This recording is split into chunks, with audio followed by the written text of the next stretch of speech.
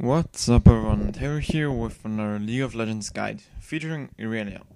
Irelia is a very strong pick for top lane at the moment, designed to get to and take out squishy targets in no time. One of her downsides is that she gets countered by a few picks, which can make her laning phase really hard, but we'll talk about it later on. Let's start with her abilities. Her passive is Ionian Fervor. The more nearby enemy champions there are, the more CC reduction you get, up to a reduction of 30%. Blade Surge is her Q. You jump to one target and deal damage. If the target dies, your cooldown is refreshed and you get back a small amount of mana. This ability applies on-hit effects, does decent damage, is a great gap closer, and most important, it will help you when last hitting minions under a turret. Heathen Style has a passive and an active. The passive restores health for every auto attack.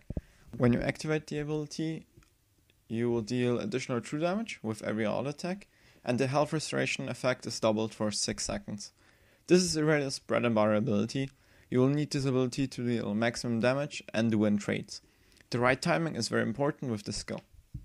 Equilibrium Strike is a single target stun or slow, depending on your target's current health. If his current health is higher than yours, you will stun them.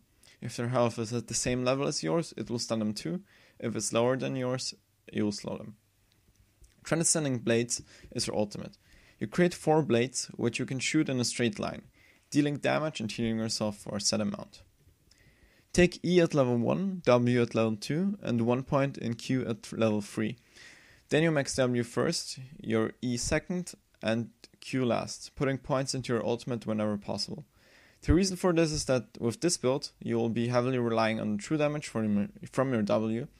The slow stun from E gets stronger at high ranks, so this helps chasing down people.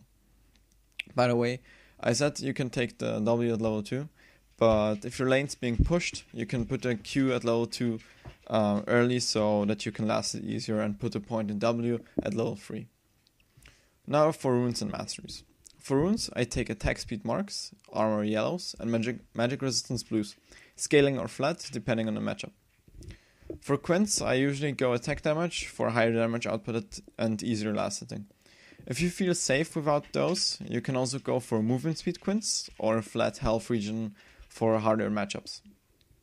My masteries are usually 921, but there are a lot of possibilities with Irelia. For example, going 9 points in offense, then some points in defense, some points in utility. You'll see an example on the screen.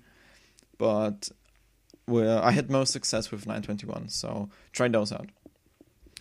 Items. Season 3 changed itemization a little bit and opened up new paths. And Irelia is a perfect character to try these out, because she's so versatile. Again, I'm not saying that this is the best build for Irelia, but it is the one I had most success and fun with in Season 3. The starting options are very varied. You can start boots and 3 health pots just as usual, or go for clove armor, health potions, and maybe a ward if you want better traits against, for example, Riven. The safest start, and by some called the strongest start in Season 3, is Crystal Flask, potions, and a ward. This will make your laning phase easier, as you can take harass to no end and heal up again. Try these starts out and experiment with them, whether you start with Crystalline Flask or not. I highly urge you to buy this item because it is a very cost efficient one and helps out a lot. Make sure to get tier 1 boots at an early stage. With the changes to movement speed, you don't really have to upgrade them right away, unless you fear their jungler might be coming top very often and stuff like that. I usually build the Phage first, before I upgrade my boots. The slow will help you stick to your targets and deal continuous damage. You can then go for Berserker's Greaves or Ninja Tabai, depending on if you want more damage or a bit more tankiness. Ionian Boots are a good choice too. Cooldown reduction helps out Irelia's damage output. Those are not my favorite choice though, I would stick to the other two. I rarely build Merc Threats on Irelia, mostly when there's a double AP comp I do, but this is not very common now, so yeah.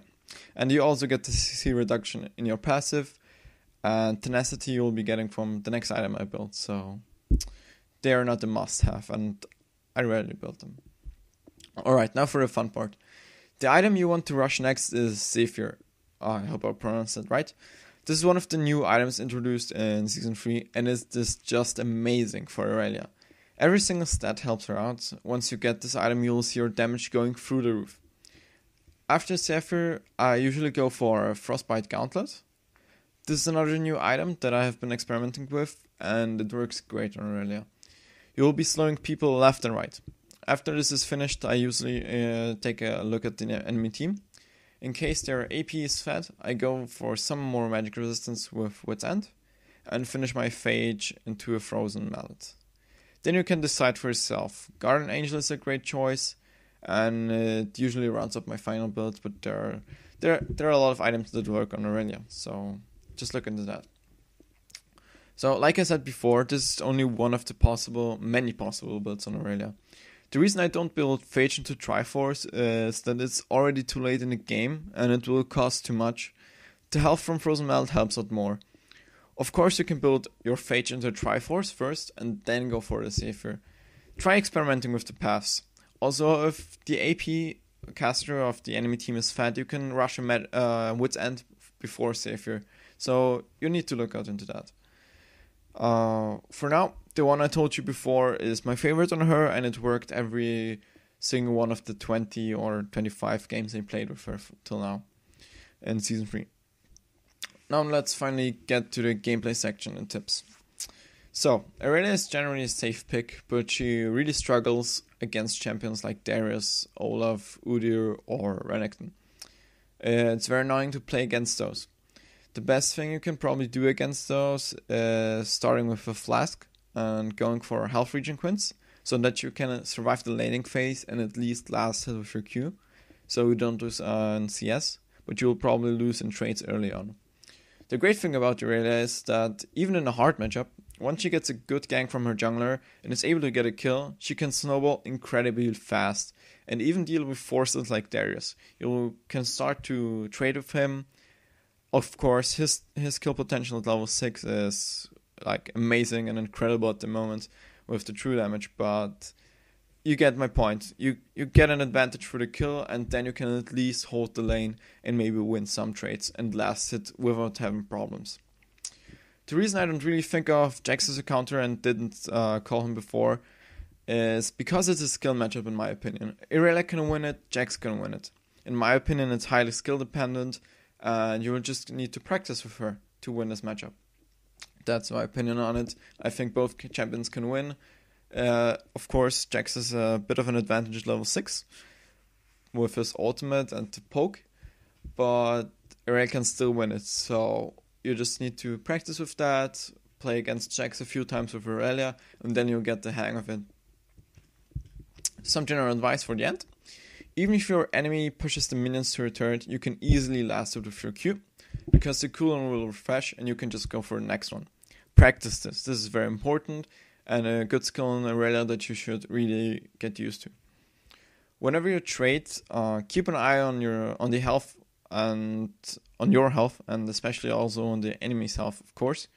But here it's important because of your E, because if their health is higher than yours, has a higher percentage, your E will stun them, and this can really change the whole trade, especially because her stun duration at higher levels is amazing. It goes to 2.5 seconds, I think. I'm not sure at the moment. I will check later. But it's incredible. It will keep them in place for a long time. And you can put out, like, with the attack speed marks and with Zephyr, you can put out incredible damage with your W while they are stunned. So this can really decide the outcome. Whenever you want to rush in with your Q, remember one thing. And this is a thing that a lot of Irelia players don't do, and it's a big mistake. Your Q applies on hit effects. This means that you should always activate your W before your Q. Because when you rush in with your W activated and use your Q, you will apply the true damage from your W too. So this is like one free auto attack plus the damage from your Q plus the true damage. So really remember this whenever you want to trade and go in for damage. W first, then Q, because you will apply the stack. Tip number 3, or was it tip number 4? I'm not sure. Next tip, time your W right. It's your source, it's your main source of damage output. So, for example, against Jax, try to use it after his counter strike, so you can put out maximum damage. So, really, timing, like I said before, really important. Also, go for the squishies. You have a dash and massive damage, and also innate tankiness. You can just go straight for their AD carry and take him out in no time. You should always keep your focus and watch out for the enemy team, for their positioning, and especially for their AD carry. With Irelia, you deal true damage, so we'll also go through their tanks, but your main targets, in my opinion at least, and what I've been trying to watch out for, is to get their AD carry killed as soon as I can and as fast as I can. The slow from Phage, from Frozen Melt, and the slow from, what's it called, Frostbite Gauntlet, is just amazing and will keep them from running. Even against carries like Ezreal, you can just jump to them and slow them by so much. You're eating on all that stuff, and yeah, it's just incredible. Alright, I think I've covered everything I wanted to cover. Yeah, that was my Irelia guide. Like I said before, really try to experiment with the items. That's what I've been doing too. I wanted to include See-Through and Frostbite Gauntlet. I really love these items, and I wanted to try them out on Irelia, and they work great. What else is there to say? Yeah, I also released the Katarina guide. If you haven't watched that one, I would be glad if you did that.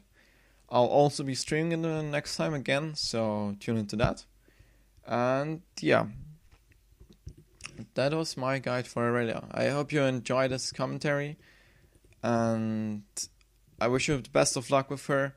If you have any more questions, leave a comment or add me in game. That's fine too, and I'll try to help you out as fast as I can. Thanks for watching, guys, and keep an eye out for my next guides.